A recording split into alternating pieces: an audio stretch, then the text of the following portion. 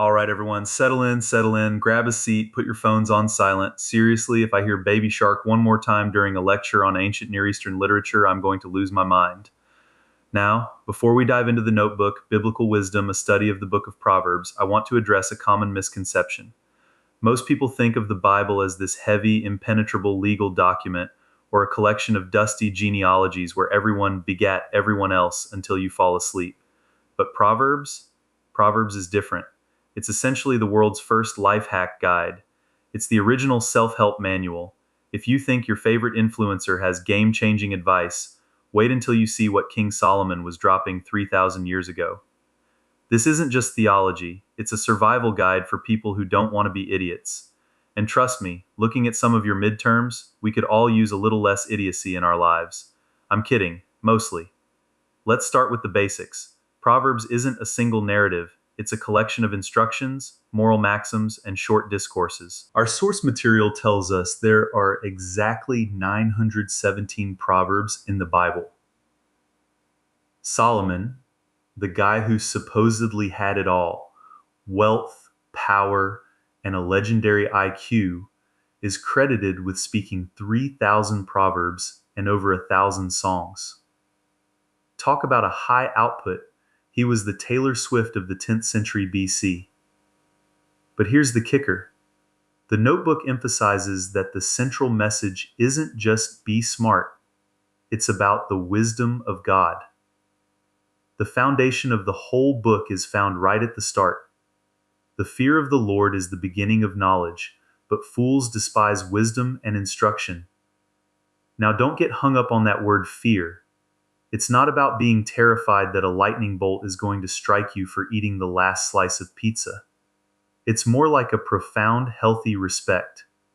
Think of it like the way you fear the ocean or a high voltage wire. You respect its power, you acknowledge its reality, and you don't play games with it. Without that baseline of humility, everything else in this book is just clever quotes for your Instagram bio. But wait. It gets deeper. Before we even get to the how-to of life, we have to look at the how-to of the heart. The study notes in our text go on a fascinating tangent about prayer. It turns out, according to Solomon and the later commentators, you can't just treat God like a cosmic vending machine. Your heart condition matters. The text says, "Keep thy heart with all diligence, for out of it are the issues of life." If your heart is full of bitterness, pride, or what the text calls unconfessed sin, your prayers are basically hitting a 404 not found error. There's even a section on hindrances to prayer that specifically mentions a lack of giving. The idea is that if you close your ears to the cry of the poor, God might just put your requests on read. It's all connected: how you treat others, how you handle your money, and how you talk to the divine. It's a holistic system. Stay with me now, because here's where we get into the characters of Proverbs. It's like a 3,000-year-old sitcom cast. On one side, you've got Lady Wisdom, who's literally shouting in the streets, begging people to listen so they don't ruin their lives. On the other side, you've got the fool, the scorner, and my personal favorite, the sluggard. I know you're thinking, "Professor, I'm a college student. I invented the concept of the sluggard." But this guy is a professional. The text describes him as someone who says, "There's a lion in the street," just so he doesn't have to go to work.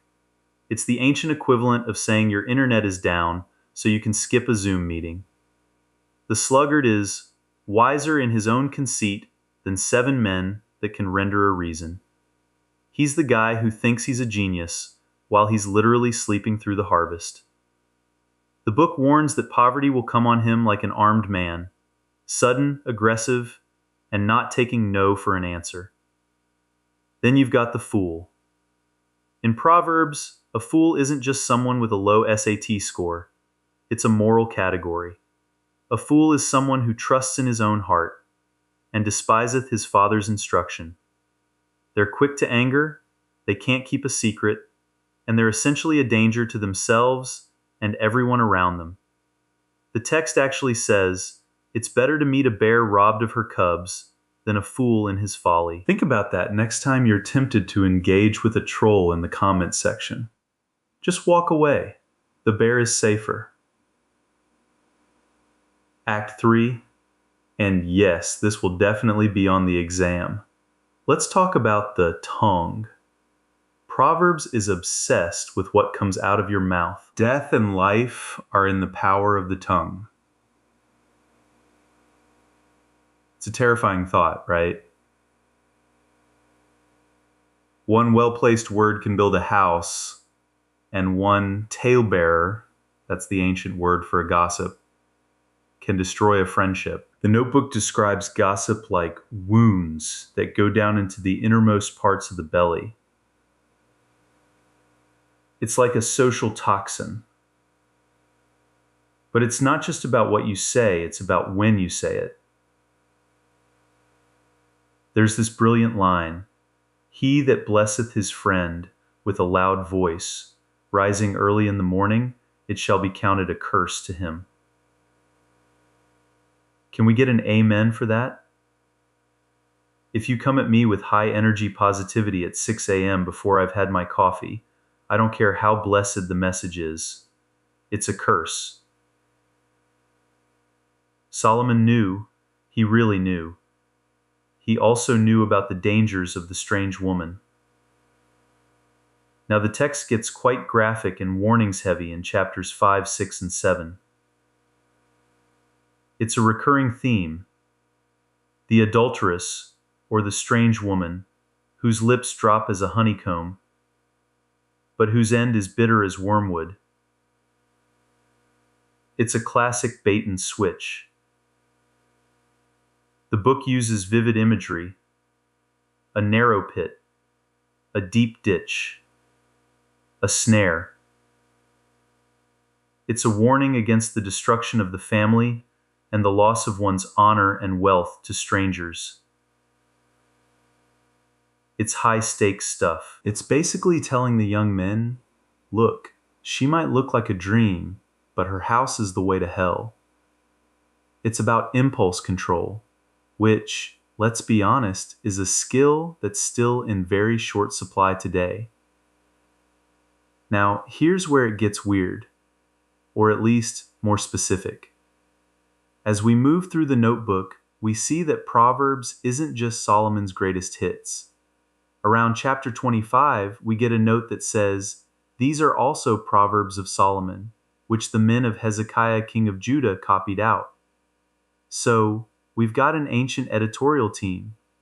King Hezekiah's scribes were basically the archivists of the ancient world, preserving these nuggets of wisdom centuries after Solomon was gone. Then we hit chapter 30, the words of Agur. Agur is great because he starts with a massive self-burn. He says, "Surely I am more brutish than any man, and have not the understanding of a man." He's the humble philosopher. He's the one who asks those famous rhetorical questions. Who hath gathered the wind in his fists? What is his son's name, if thou canst tell? He also gives us those 4 things lists that are so famous. 4 things that are little upon the earth, but they are exceeding wise. The ants who prepare in summer, the conies who make houses in the rocks, the locusts who have no king but move in bands, and the spider who takes hold with her hands in kings' palaces. It's a lesson in small but mighty. You don't need to be the biggest lion in the jungle to be wise. You just need to be diligent and strategic. And then, of course, we have chapter 31, the words of King Lemuel, which his mother taught him. Let's pause there. The final chapter of the Book of Wisdom isn't from a king. It's from a queen mother giving her son a reality check. She tells him to stay away from wine and women that destroyeth kings, and to open thy mouth for the dumb, meaning speak up for those who can't speak for themselves. And then she describes the virtuous woman. Now, I know this passage has been used to guilt-trip women for centuries, but if you actually read it, she's a powerhouse. She's not just sitting around looking pious. She's a real estate mogul, she considereth a field, and buyeth it she's a manufacturer. She maketh fine linen, she's a philanthropist, and she's a boss. She's the OG influencer, but with actual substance. Favor is deceitful, and beauty is vain, but a woman that feareth the Lord, she shall be praised.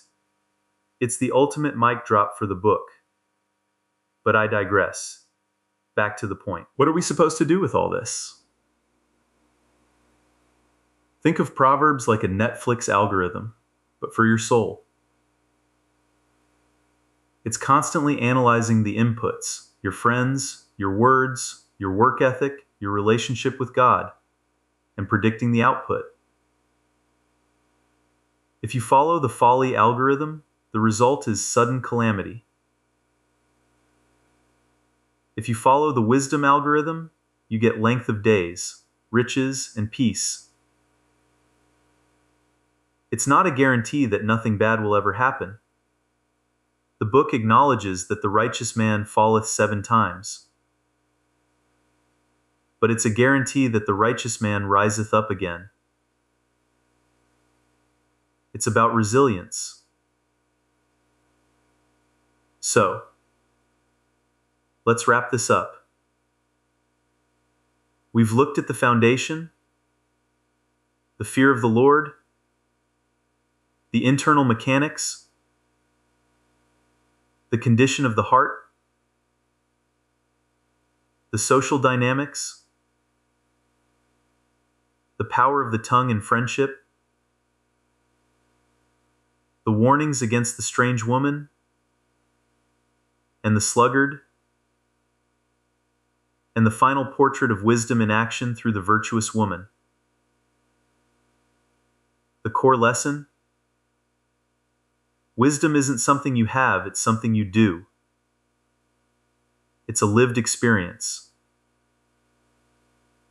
It's the difference between knowing that a tomato is a fruit and knowing not to put it in a fruit salad. That's a classic, I know, but it works.